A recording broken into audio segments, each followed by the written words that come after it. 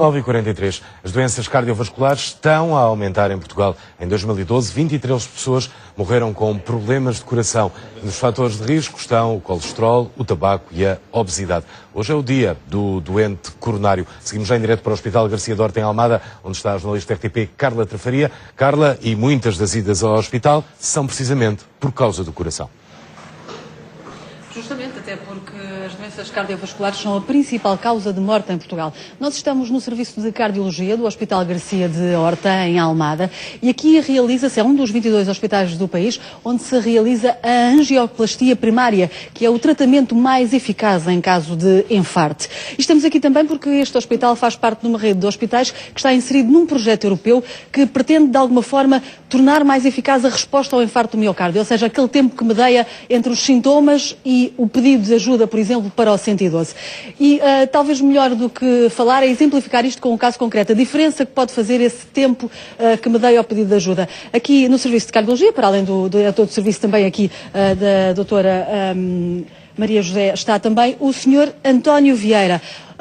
Dr. Hélder Pereira, o senhor é o diretor do Serviço de Cardiologia, o Sr. António Vieira deu entrada aqui na segunda-feira, depois de um infarto. É o exemplo acabado da diferença que pode fazer. É um excelente exemplo. O Sr. António teve um infarto às 4 da manhã e hesitou entre chamar uma ambulância ou vir pelos seus próprios meios para o hospital.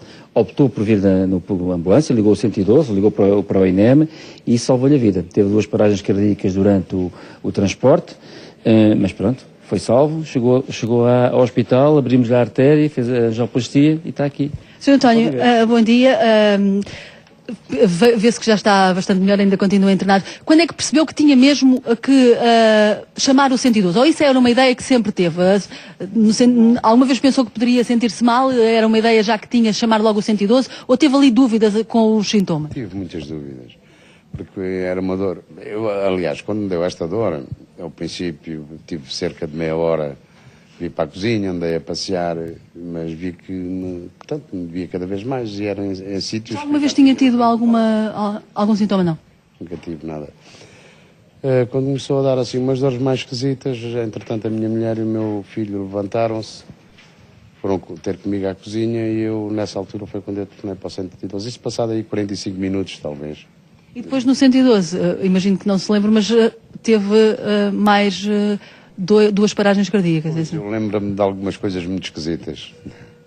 Esquisitas mesmo, que nem sei como é que pode acontecer isto. É que foi mesmo muito mal. Mas foi muito mal, mas correu muito bem depois, não é, Sr. António?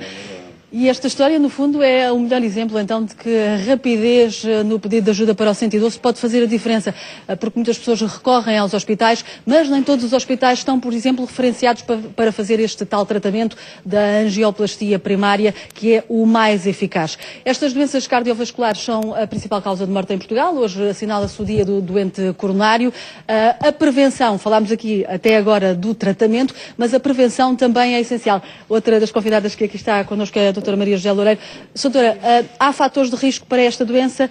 De alguma forma, minimizá-los acaba por reduzir o risco de mortalidade e de morbilidade destes problemas? Efetivamente, como diz, hoje a Sociedade Portuguesa de Cardiologia junta-se a todos os doentes coronários para celebrar o Dia Nacional do Doente Coronário e o controle dos fatores de risco, nomeadamente a hipertensão arterial, o tabagismo, o colesterol, o sedentarismo, a diabetes, todos estes fatores bem controlados, ou seja antes, seja depois do infarto agudo do miocárdio, permitem reduzir o número de primeiros eventos, de primeiros infartos agudos do miocárdio e a sua repetição depois de terem um, tal como o Sr. António. Por isso, uma das nossas principais preocupações com o Sr. António será acompanhá-lo durante a sua vida para controlar bem estes fatores de risco de que falei.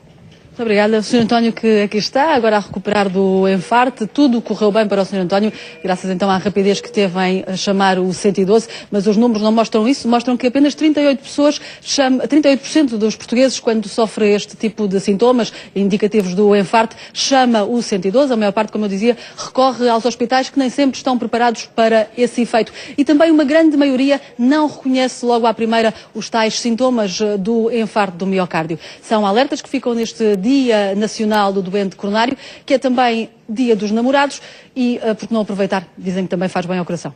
Reportagem em direto da jornalista Carla Trafaria. E agora são 9h40.